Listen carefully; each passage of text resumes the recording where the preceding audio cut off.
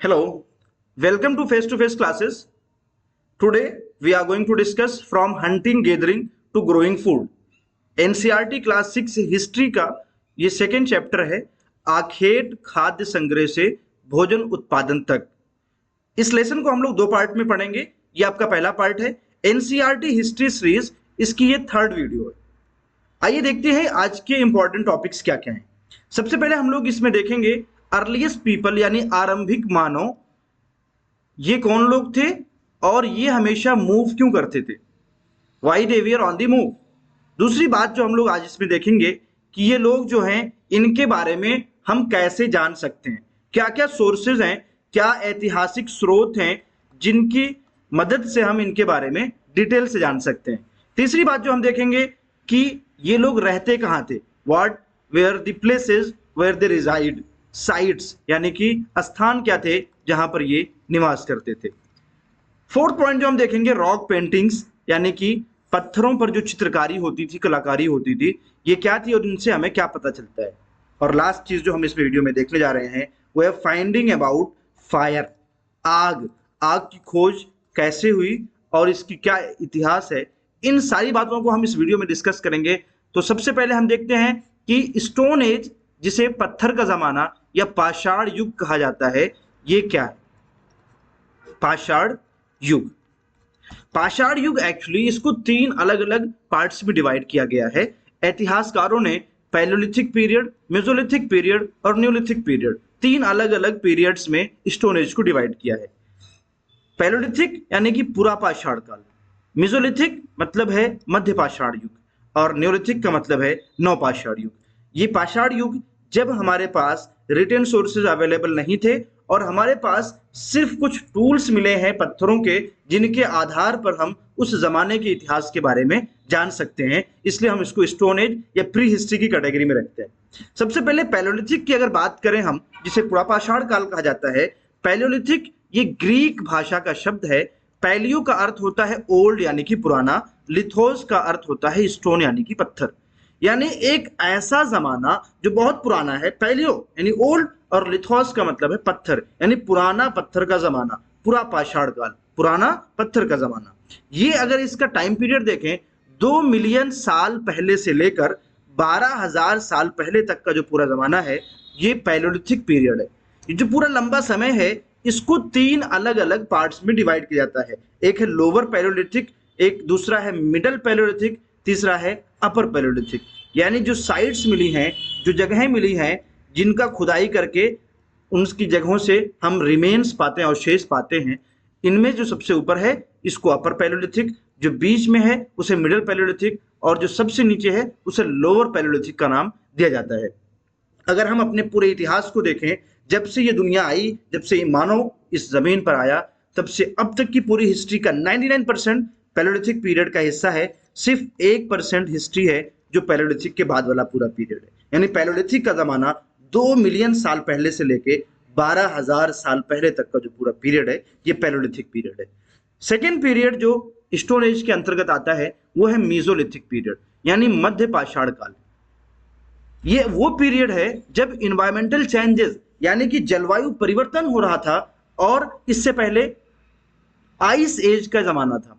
जो palaeolithic age है वो आइस एज का जमाना था, यानी कि बर्फ चारों तरफ थी, बहुत ज्यादा ठंडक थी।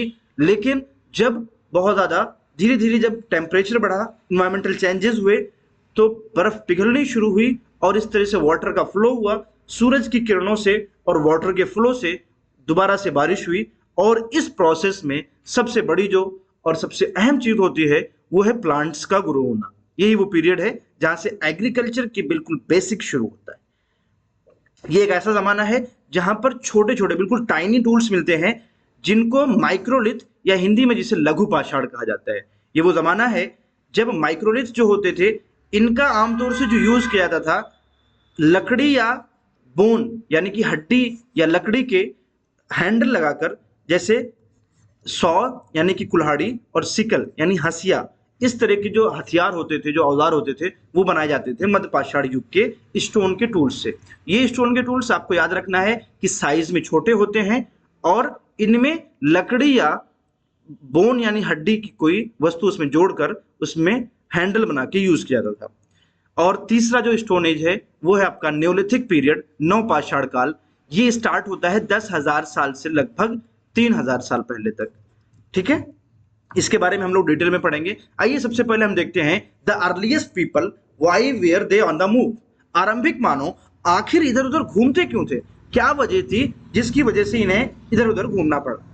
देखिए, अर्ली मानव जो था इसे हंटर गैदरर कहा जाता था। हंटर का मतलब होता है शिकारी या आखेटक, और गैदरर का मतलब होता है खाद्य संग्रहकर्ता। यानी ऐसे लोग जो फूड यानी खाने की वस्तुएं, खाद्य वस्तुएं संग्रह करके अपने इस्तेमाल में लाते थे। अगर हंटिंग की बात की जाए, शिकार की बात की जाए, तो आरंभिक मानव वाइल्ड एनिमल्स यानी जंगली जानवरों का शिकार करता था। साथ ही साथ मछलियां भी पकड़ता था और बर्ड्स यानी परिंदों को, पक्षियों को भी पकड़ता था। वहीं अगर गैदरिंग की बात की जाए कि ये क्या क्या चीजें अपने फूड के लिए, अपने खाने के लिए इकट्ठा करते थे, तो उनमें से ये फ्रूट यानी कि फल, रूट्स जड़ें, नट्स यानी अखरोट और इस तरह की चीजें जो होती हैं, सीड्स यानी बीज, लीव्स पत्तियां, एग्स अंडे, ये सारी चीजें अर्ली मानव यानी कि प्रारंभिक मानव इन्हें इकट्ठा करके और अपने खाने की चीजें इस्तेमाल करता था।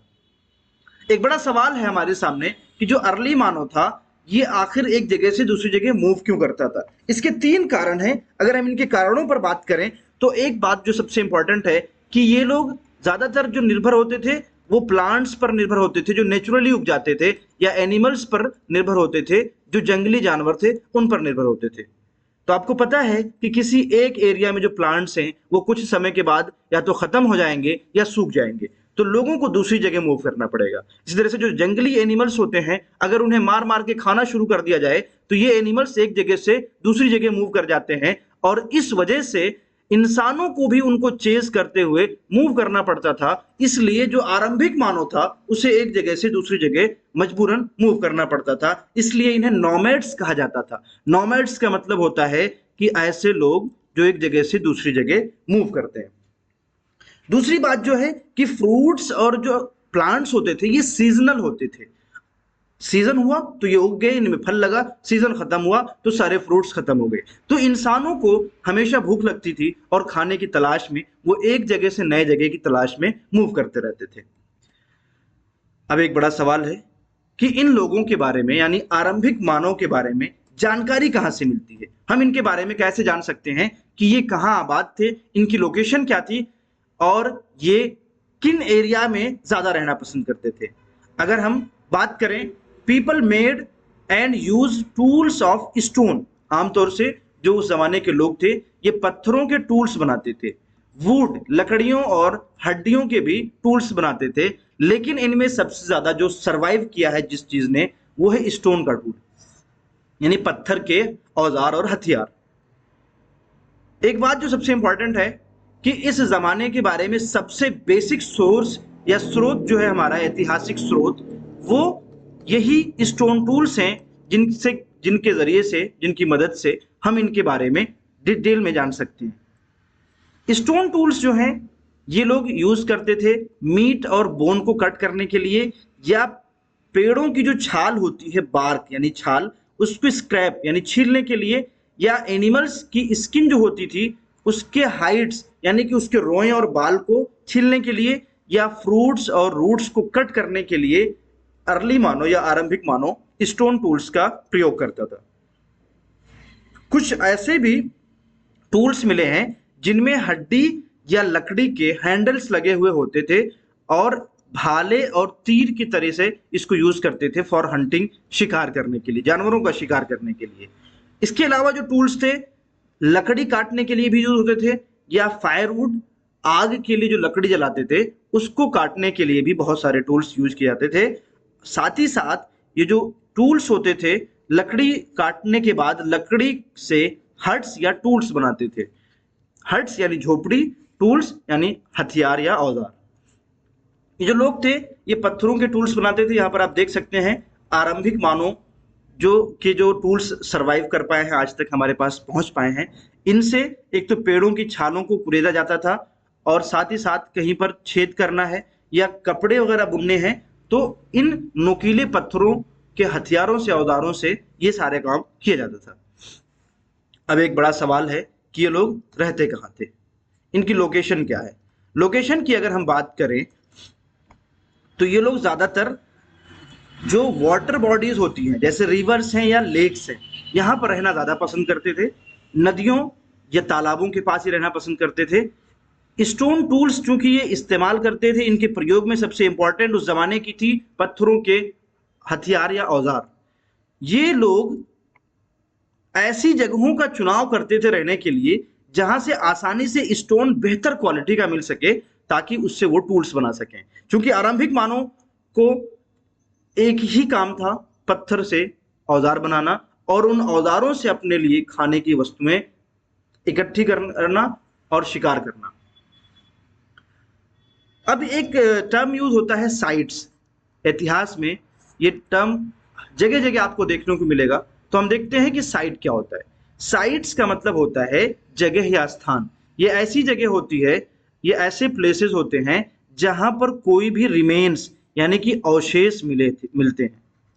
कोई भी अवशेष जहां से मिलता है उसे हम साइट्स कहते हैं। वो अवशेष टूल्स हो सकते हैं, कोई औजार हो सकता है, पॉट्स यानी कि मिट्टी के बर्तन हो सकते हैं, या बिल्डिंग्स हो सकते हैं, घर हो सकते हैं।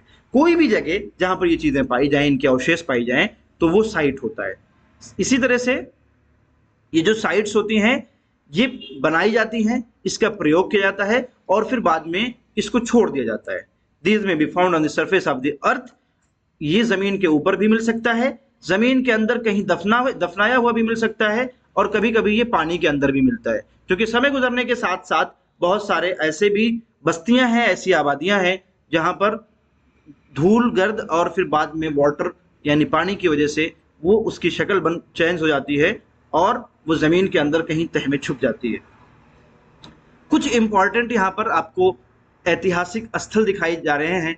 जो यहाँ रेड कलर में ट्रायंगल में है, ये आपका पुरापाषाणिक काल का ये ज़माना है, पुराने ज़माने का, यानी कि पैलोलिथिक एज के ये साइट्स हैं। और जो ब्लू कलर के डॉट में है ये चिरन, कुलदिहवा, महागढ़ा, इसको आप लोग इंग्लिश में भी देख सकते हैं। यहाँ पर जो भी आपका ब्लू में दिख रहा है ये सब के सब आपके न्यूलिथिक साइट हैं, और जो रेड कलर से दिख रहा है ये सब आपका जैसे भीमबेटका है, हुंसगी है, कुरनूल केव्स है, ये सब के सब आपके पैलोलिथिक साइट्स हैं। अब हम बात करेंगे रॉक पेंटिंग्स की। ये हमें क्या बताती है? रॉक पेंटिंग, जिसे हिंदी में शैल चित्रकला कहते हैं। देखिए, आरंभिक मानव जो निवास करता था ये अपनी डेली एक्टिविटीज को रॉक में, पत्थरों में यानी शैल में कलाकारी के जरिए से अपनी एक्टिविटीज को दिखाते थे। कभी कभी आप देखेंगे कि उन पत्थरों पर चित्रकारी की गई है और उस पर शिकार करता हुआ मानव दिखाया गया है, या आपस में एक साथ सब डांस कर रहे हैं। इसी प्रकार का एक शैल चित्र भीमबेटका में मिला है, जो अभी प्रेजेंट डे मध्य प्रदेश में है। यहाँ पर जो जगह है भीमबेटका, मध्य प्रदेश में जो भीमबेटका जगह है, ये बहुत ही पुराना साइट है। और यहाँ पर केव्स हैं, रॉक शेल्टर्स हैं, यानी कि गुफा बनी हुई है, उसमें पहले प्रारंभिक मानव रहता था, निवास करता था। ये नेचुरल केव्स लोग इसलिए यूज करते थे ताकि यहाँ पर वो बारिश से, गर्मी से या हवा से, धूल से बच सकें, शेल्टर यानी कि छांव ले सकें। ये जो रॉक होते थे, रॉक शेल्टर्स, ये नर्मदा वैली के बहुत करीब थे। नर्मदा जो नदी है उसके जो वादी है, वैली है, उसके पास में ये भीमबेटका स्थान स्थित है। अब हम देखेंगे कि आग की खोज कहाँ हुई और ऐतिहासिक स्रोत के हिसाब से आग कहाँ पाया गया। तो कुरनूल एक जगह है जिसे हम लोगों ने थोड़ी देर पहले मैप में देखा था। कुरनूल देख सकते हैं आप लोग, यहाँ पर कुरनूल केव्स है। यहाँ पर राख मिले हैं, ऐश मिले हैं, जिसकी वजह से हमें ऐसा पता चलता है कि इस जगह पर लोग आग के बारे में जानते थे, आग का प्रयोग इन्हें पता था। और ये इस बात को सजेस्ट करता है, हमें बताता है कि लोग फायर के इस्तेमाल यानी आग के प्रयोग से भी वाकिफ थे, जानते थे। Fire could have been used for many things. ये आग जो है ये कई चीज़ों के लिए प्रयोग किया गया था। सोर्स ऑफ लाइट, रोशनी के लिए, जब रात हो जाती थी तो आग जला के लोग रोशनी का इस्तेमाल करते थे। टू रोस्ट मीट, या गोश्त को भूनने के लिए इसी की तरह जो जंगली जानवर होते थे उनको डराने के लिए भी ये आग का प्रयोग किया जाता था। तो आज के डिस्कशन में इतना ही। अगले पार्ट में हम लोग न्यूलिथिक और मेसोलिथिक पीरियड के बारे में देखेंगे। Thanks for watching. Like the video and comment below. If you haven't subscribed, please subscribe our channel. Thank you so much.